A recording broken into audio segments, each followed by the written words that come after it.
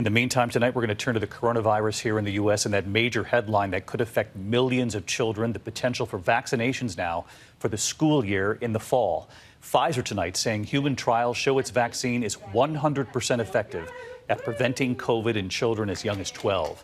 So what this could now mean as Pfizer looks to the FDA for approval. And the numbers tonight, 97,226,000 people have now received at least one dose, approaching 38% of adults in this country.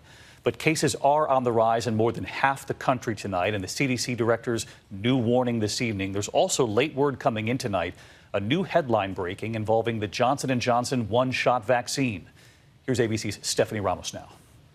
Tonight, a major step toward getting millions of children vaccinated by the fall. Pfizer reporting its vaccine was 100% effective in children ages 12 to 15. None of the children who got the real vaccine developed COVID-19. This is like really a high level of efficacy. No side effects that we're seeing so far. So we've got to have the FDA do the full evaluation, but I think this is terrific. 12-year-old Caleb Chung doesn't know if he got the vaccine or a placebo, but he wanted to be a part of the trial. Potentially helping other kids to feel safe and want to get the vaccine in the future when it becomes publicly available was really some way that I could actually help out. Last week, Pfizer started testing vaccine doses on children ages 5 to 11. For me, okay?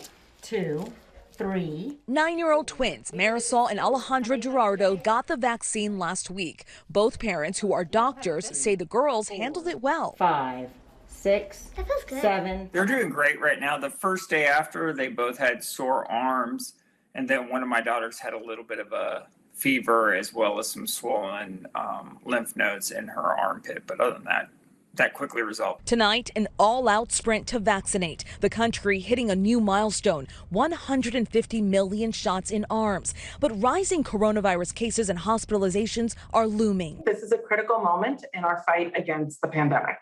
As we see increases in cases, we can't afford to let our guard down. The CDC director urging Americans to keep wearing masks and social distance because there are still new challenges ahead. The Wisconsin Supreme Court today striking down that state's mask mandate, and Delta Airlines announcing its flights will soon have less room. The company will start selling those middle seats after a year-long ban. So let's get to Stephanie Ramos tonight. And Stephanie, I want to turn to another headline breaking late today, just as we came on. It involves Johnson & Johnson, their one-shot vaccine. Apparently, quality control issues were found in a Baltimore plant run by Emergent Biosolutions that actually helps make the Johnson & Johnson vaccine. But we now know that that plant has not received FDA authorization yet. The human error discovered during the validation process, they say, and the company tonight assuring people at home that this does not affect any of the current vaccine out there or their promised timeline?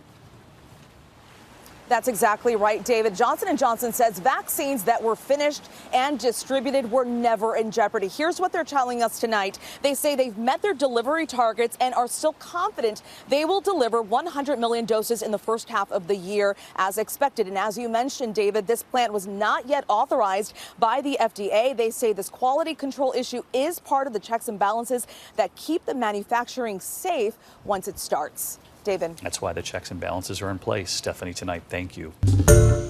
Hi, everyone. George Stephanopoulos here. Thanks for checking out the ABC News YouTube channel. If you'd like to get more videos, show highlights, and watch live event coverage, click on the right over here to subscribe to our channel. And don't forget to download the ABC News app for breaking news alerts. Thanks for watching.